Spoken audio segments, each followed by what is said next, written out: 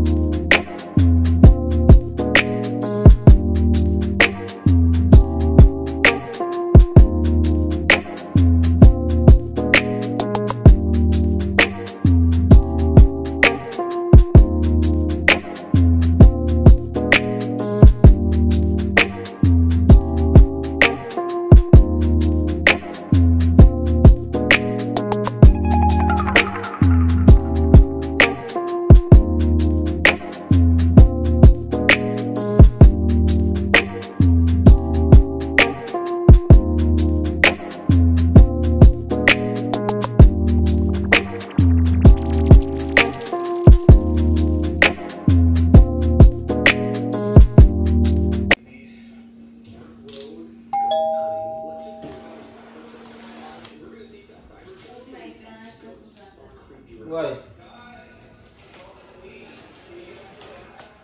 Careful.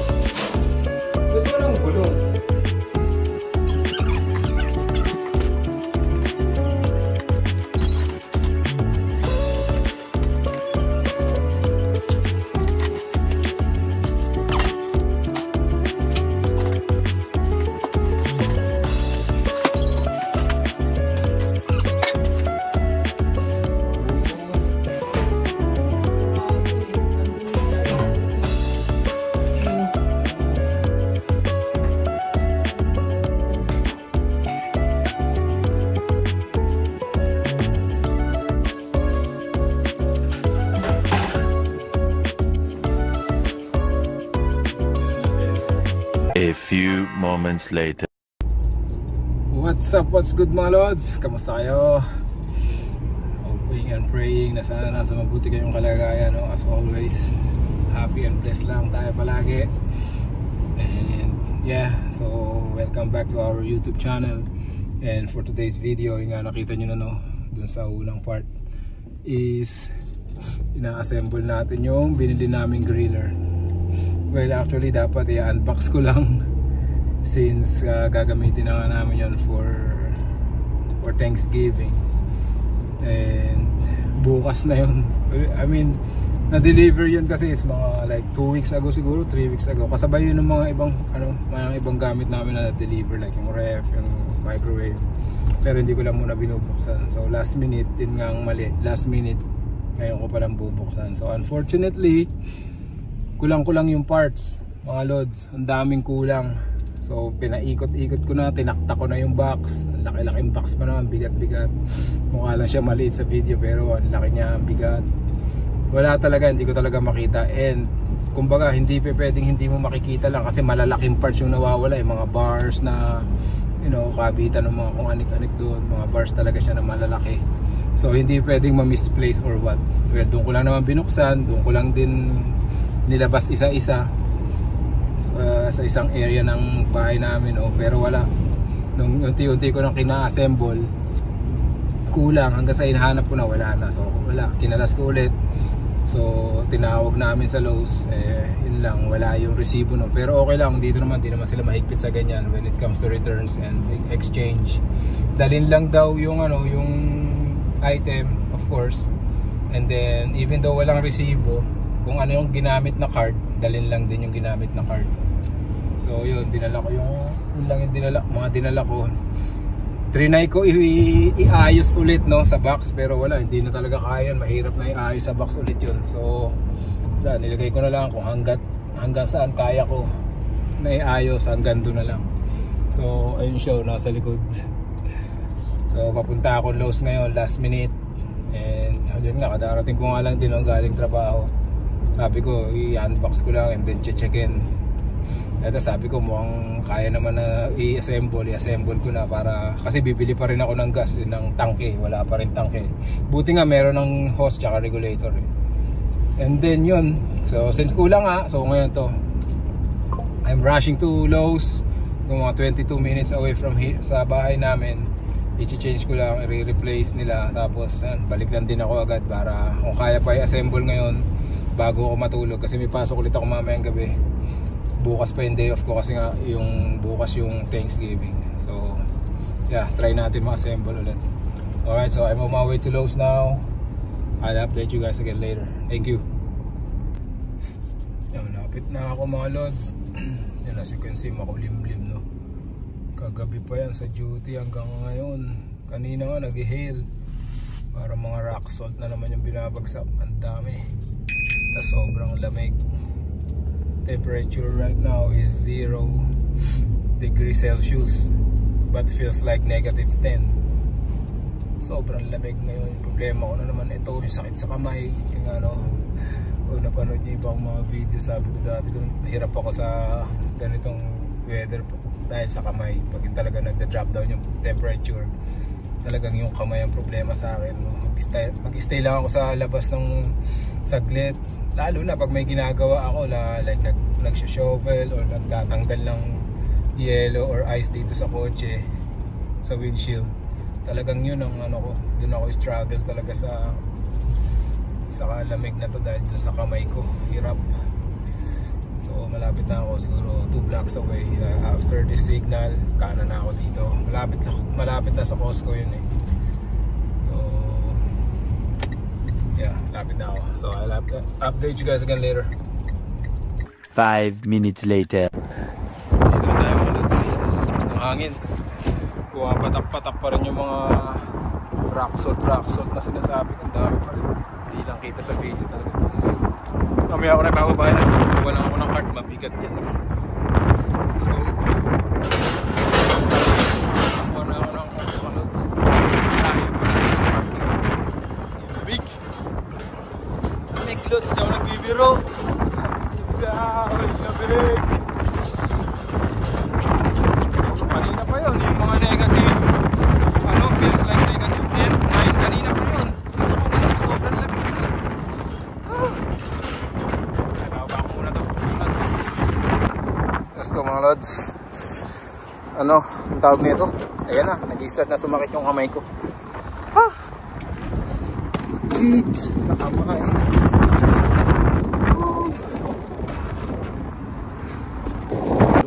Lamig eh. If I'm not mistaken, ito yun eh. Yan yung sa amin, ito yun eh. Yan. Yan yung model na yan. Yan o, mga ganyan. Soli natin, wala sa ayos, kulang. Update mga lods. So, binigay nila sa akin yung assembled na. Which is okay na rin. Woo, lamig. Nga lang, di kasya. Kailangan tanggalin. Say it again? Oh yeah, let me try. Hold on. Napagkasya natin mga loads, pero kailangan kong i-disassemble yung ibang part, yung like yung gilid. Pinahiram niya ako ng screwdriver. Oh, sakit na sa kamay. So, problemahin ko lang yung pagbaba namin dun mamaya ni Mrs. sa bahay. So for now, alis na muna tayo.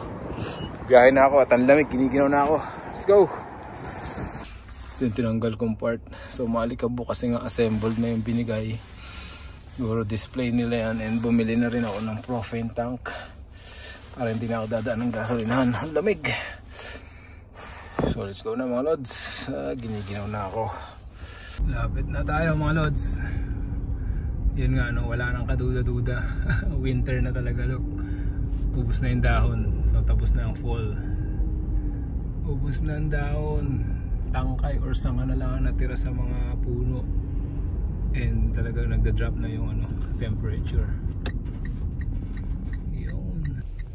Ayan yung grill natin mga lods. At dyan, sinaksa ko sa likod. Buti nga nagka-shape pero wala, pahirapan. Kasi nga, kailangan ko patanggalin yung isang part sa right side. Well, yun yung pinakamadaling tanggalin. Kasi yung kabilang right is nandun connect yung hose, yung mga switch ng So hindi na yun yung tinanggal ko, medyo matagal pa yun. Ito na lang isa, parang nakapatong lang siya. Parang 5 or 6 na screwdrivers lang yung tinanggal ko. Screw pala, 6 na screws. Ginamitan ko ng screwdriver, I mean. Alright, so malapit na tayo. Buti na lang nakabawas din sa yan, sa stress ko yan. Hindi ko na i-assemble, pinalit nila assembled na. Good. And binuhat namin ni Mrs. Dito muna namin ilagay. Mamaya ako na ayusin yan. Giniginaw na ako. Sakto, dumating din yung binili namin. TV. Sakto. Yung isa. Yan yung kay Keisha. Ang lamig. Yan yung isa. Yan yung pinaka sa sala. Ilalagay namin sa sala yan. Ang liit yung isa namin TV, akit ko sa loft yan. Oh, lamig. Sakto, buti na lang dumating na. Yung nakaraan, yung isa, yung kay Rashard na binili namin TV, tsaka isa dinala dun sa lumang apartment, tsaka yung soundbar. Kinuha ko pa kahapon. Mali sila ng dala. Buti na lang ito, tama na. Sila.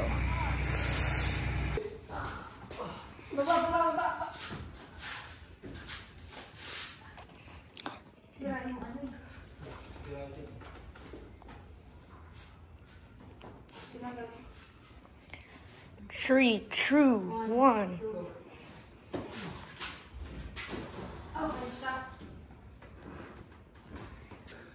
Sakto mga lods, nagluto pala si Mrs. ng arroz caldo. Lugaw, sakto sa mainit na, malainit. Sa malamig na panahon. So, kain muna tayo siguro mga lods. And dito ko na muna siguro tatapusin din tong video natin. At okay na naman yung griller natin, no? And at least this assembled na nung binigay, nung pinalit nila. Nakabili na rin ako ng propane tank. And bukas gagawin ko, pupunasan ko na lang ng konti yan since malikabok nga dahil yun yung display. And kasi kakabit ko na lang yung tank So ready to grill na mga lods. Medyo kanina kinabahan ako kasi sabi ko ang hirap i-assemble nito. Kasi nga yung mga linya ng gas medyo tsaka yung pihitan, yung clicker, yung pihitan, medyo sabi ko medyo, alam mo naman, hindi tayo handy. Sabi ko baka mahihirapan ako. Sakto nung pinalitan nila, assemble na daw. Sabi ko Sabi sa akin kasi okay lang ba assemble niya? Sabi ko, yeah, much better. Sabi ko gano'n. Hindi ko na papaguran. Tsaka hindi ako magagawa sa oras. Gusto ko pa rin makatulog eh. Pasok pa ako mamaya. So yun nga. Kasi yun, sakto din. Dumating na yung mga iba naming binili nung isang araw sa Best Buy. Nag-Best Buy din kami. Tumingin kami ng TV. Kasi yung TV nga namin, di ba, nagmukhang maliit eh. Naniliit dito eh. So bumili kami ng tapos itong TV na to, iaakit ko dun sa loft. Alright, si Kisha meron din yung isang 55, lalagay niya sa room daw niya yun. Tapos yung nasa room ni Rashard ngayon, yun yung ilalagay namin sa room namin. Tapos meron bago din si Rashard, yung 40 inches, maliit lang yung sa kanya, 40 inches na, maliit lang naman kwarto niya. So yeah, so siguro yun lang muna for today's video. In-update ko lang kayo. Actually, dapat i-unbox ko lang eh. Napadami na. Anyways, yeah. Umabot ka up to this part. Maraming salamat. And to all our subscribers, we really appreciate you. Thank you all sa pagsama sa amin ngayon. And sa pagsuporta dito sa YouTube channel natin. And sa mga hindi pa nakakapag-subscribe, please, baka pwede naman makalambing ng subscription nyo. Again, if you think that we are deserving for your subscription, please do so. Maraming salamat. Really appreciate you. Alright? And sa mga gusto magpa-shoutout, just comment your name below and I will definitely shout out your names. Alright? So again, thank you so much. Stay safe, stay blessed. One love and God bless you all.